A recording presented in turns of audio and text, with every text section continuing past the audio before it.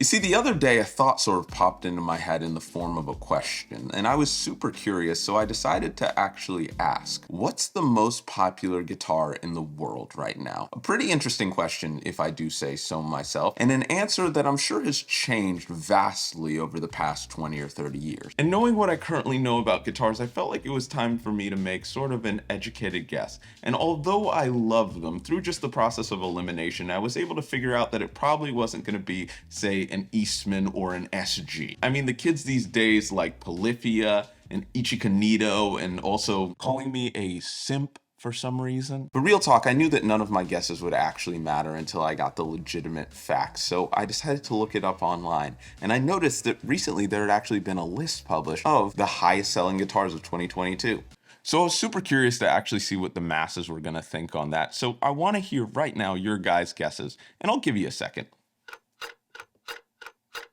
All right, it's been a second. Now, congratulations to anyone who got it right, because the answer was the SE Silver Sky. Now, looking back on that year and just remembering the general craze of finally having an affordable version of one of the most polarizing guitars of the past 2 decades, it kind of all made sense. But then I started really looking down the list. I mean, really looking down it, and I noticed something. Literally every single one of the top 4 guitars was some kind of S-style guitar. And for the first time, I really started to think to myself, the same style of guitar that guys like Jimi Hendrix and other guitar legends popularized over 50 years ago is just as, if not more popular than it's ever been. And I started to think about that on a way more personal level, thinking that of all of the guitars that I've ever owned over all these years, no matter what I've gotten rid of, no matter what I choose to trade to, there's always some kind of Strat. Even when I've sold Strats, I've thought in my head subconsciously, there's a million reasons why not to do this. So what is it? What is it that makes this guitar for so many people throughout the last 50 or 60 years something that you really never want to let go? Well, I think it starts with,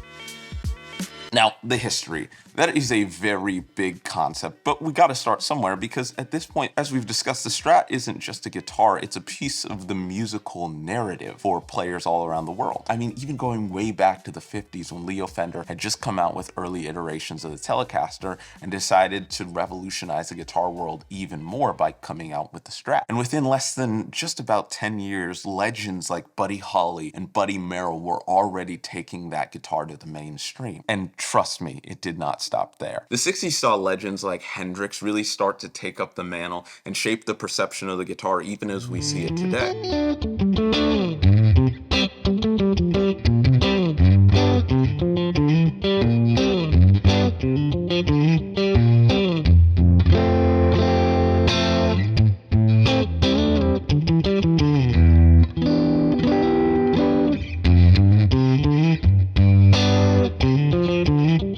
And that's where we get to the 70s, where we have guys like Clapton, who previously had actually been playing quite a few Gibsons, along with a few Fenders, started to actually show what the guitar could do.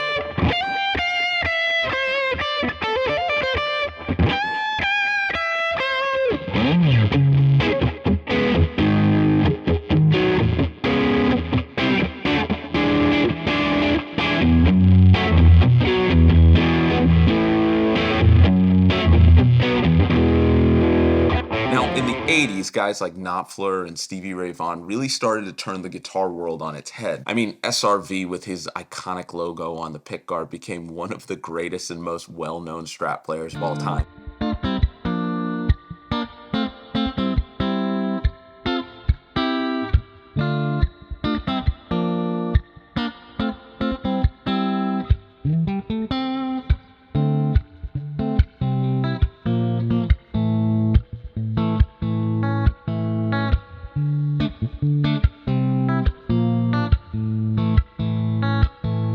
Now, in the 90s, even more guys picked up the mantle as you had guys like The Edge from U2 and John Frusciante from the Red Hot Chili Peppers, who, in my opinion, revolutionized guitar as much as anyone in the past 25 or 30 years.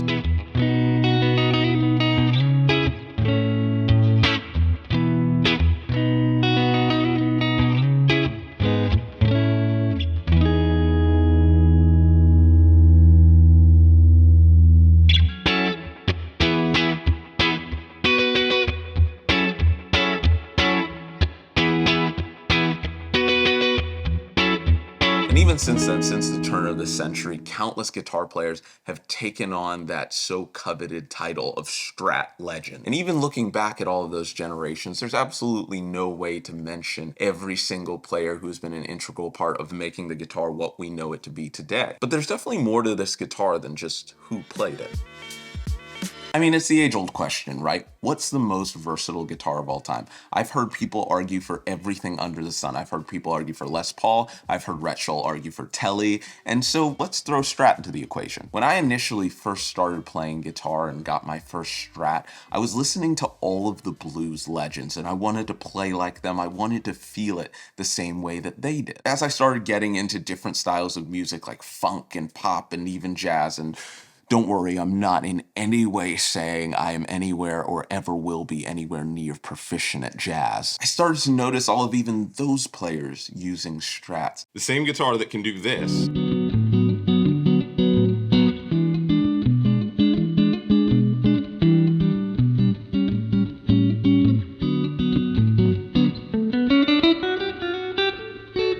can also do this.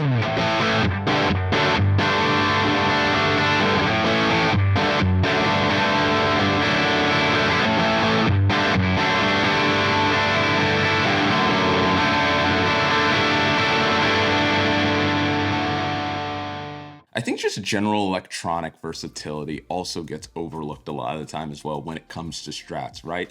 The fact that most Strats come in an SSS configuration. But for someone like me, who tends to not really like this bridge pickup, a lot of people have adopted the SSH, and it goes even farther than that. I myself have made an HH Strat with the help of a friend who knew way more than me, and have seen Strats with P90s, HHS. The list is basically endless. I mean, it's clear that Leo really changed the game with his guitar, but looking back, he wasn't the only one who took a stab at it. You see, when Leo left Fender in 1965, I don't think anyone could have fully predicted just how crazy it would actually get with these guitars. In the late 70s, he ended up starting a company called G&L, where these are the guitars he always really wanted to make. I'm just telling you what I've heard. I'm just telling you what I've been told.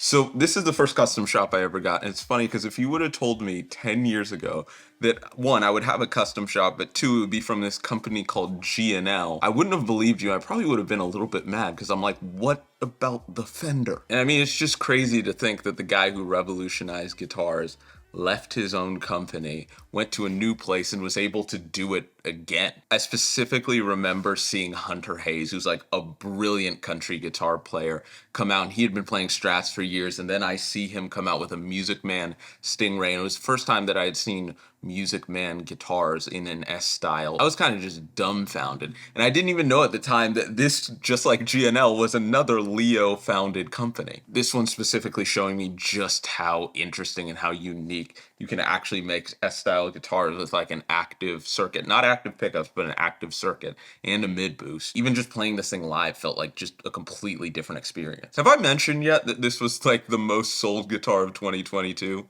PRS, I'm sure they knew exactly what they were doing, exactly what was going to happen when they put out the SE Silver Sky, and even just the Silver Sky in general. I remember even before I had this, just borrowing one from a friend for the first time, just to see how it actually felt and how it sounded, and thinking to myself like, okay, we might actually have something here. I think when you break it down and actually start to think about it, it's actually kind of crazy, right? How one guitar can not just influence how you play or the notes that you play, but your perception of the instrument as a whole. I mean, when you talk about every single guitar, it has this unique history. But with something like a Strat, especially coming from just the guys that I've looked up to over the years who I've tried to model my playing after, there's something so cool about knowing that the guitar you're playing has all of this generational baggage. And I don't mean baggage in a bad sense. I mean it in the best possible way. There's a history, that there's a reason why it's the most purchased style of guitar, even 50 years after guys like Jimi Hendrix used it. There's a reason why in my collection I've never really been able to go without one. And I think the same can be said for a lot of people. I don't think that I'm the only one who thinks that, but you gotta let me know. Thanks for watching.